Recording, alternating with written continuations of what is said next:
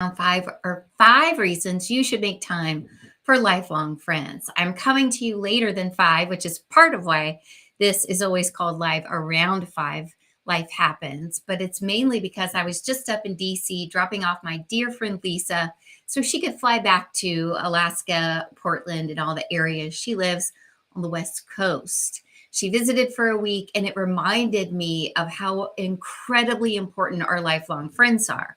If you have a lifelong friend, I want you to think about them now. And maybe this is someone from high school. Maybe this is someone from college, but it's someone who's known you a really long time. And I'm here to enforce the idea that they are a treasure. They're really important to your resilience for a lot of reasons, but there's five good reasons why you should invest the time, money, and energy in making sure you connect and reconnect with them. And not just through a phone call, although that's a great place to start. I'm talking about actually visiting with each other, vacationing with each other. And I recognize it's a privilege to be able to do that, but you should take advantage if you do have that privilege for these five reasons. The first is that they know everything about you and they love you anyway. That's incredibly precious. Someone who's known you that long really does know you, and they know, that wild or horrible or crazy or nerdy person you were in high school or college, and they know you today and they love you exactly the way that you are. They get it. The second reason is because they remind us of who we are and what we've been through and what we've accomplished. A lot of the times, I need someone to say, "Oh my gosh, do you not remember? You've done this, you've done that, you've done this. You're an incredible writer. You're a great public speaker. You're an influential leader. You're an author." And I'm like, "Oh, wow." Especially when you're feeling bad about yourself or you're doubting yourself and you're kind of forgetting, like, I know who I am. This also works for the flip side of they know who you are, right? Like, you tend to chase your tail and not make decisions quickly. You want to have all the data. And the fact is, you can't have all the data this time, Amy. You're just going to have to make a decision. So they know who you are in your best and worst ways and remind you of who you are when you're kind of getting in your own way, whether it's through doubt or whether you're kind of making the same mistake over and over. The third reason is because they know how to support us. They know how to make us laugh. They know how to sit with us when we cry because they've already done it over the years, right? If you've been a good friend with someone for that period of time, you've suffered loss, you've suffered, terrible things happening to you around you, and you've also had incredible victories. One of the things that's really cool about Lisa is that she and I went to graduate school together. So we were able to kind of remind each other of what we did to get through that time. We both had young kids at the same time. So we were in graduate school with young kids. That's part of how we came so close, is that there's a great network of moms, and I'm still friends with a lot of them. Hi, Tamara, that are out there. Hi, Stephanie, people who I absolutely love and work to stay in touch with, even through social media today. The next thing is that they understand our losses and our wins better than anyone else.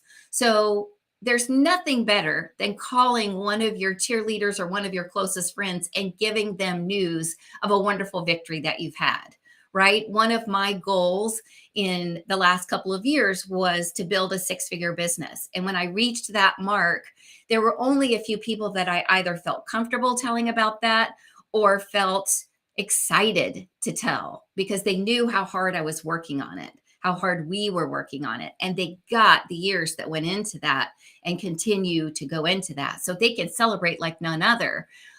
When I recently lost an opportunity that I thought I was going to have that was really going to be life changing, they were there for me then too, right? She was there for me going, that hurts. You thought that was going to be a really big thing in your life and it didn't work out.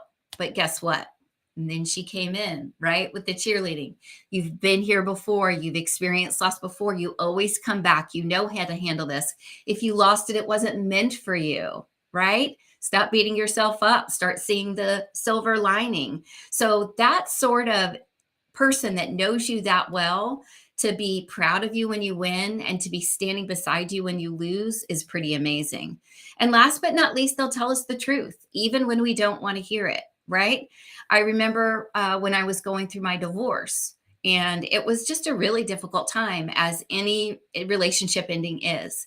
And I was struggling a lot. And she was a wonderful friend in calling me out on my own stuff during that time. And I appreciated that because I needed that. We need almost like bumpers on a bowling lane, right? Someone who knows us and loves us enough to say, that's, you're lying to yourself. That's BS. You're not being honest. You got to get down there and do the work.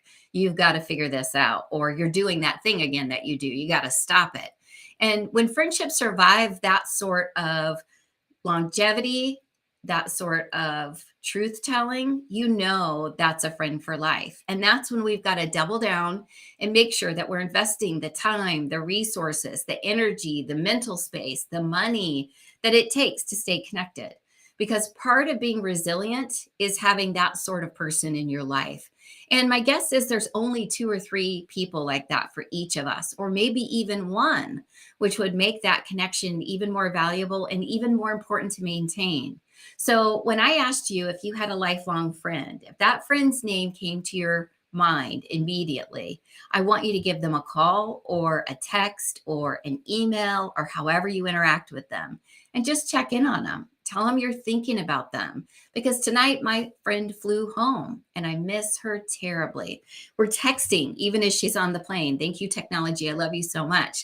But it's not the same as being eyeball to eyeball, sharing a coffee at Shenandoah Joe's, meeting our new friends, Janet and Allison, having a good time together, but also commiserating and working through some big life decisions together. So make sure you've got somebody like that. Become a part of a community where people are willing to carry water for you like that, right? That's part of what the resilient and successful families is about, and the resilient, successful lifestyle. It's not about always rainbows and unicorns. It's about having people around you who will really lift you up, tell you the truth, be there when you're low, and stand beside you no matter what. And they see you and they love you.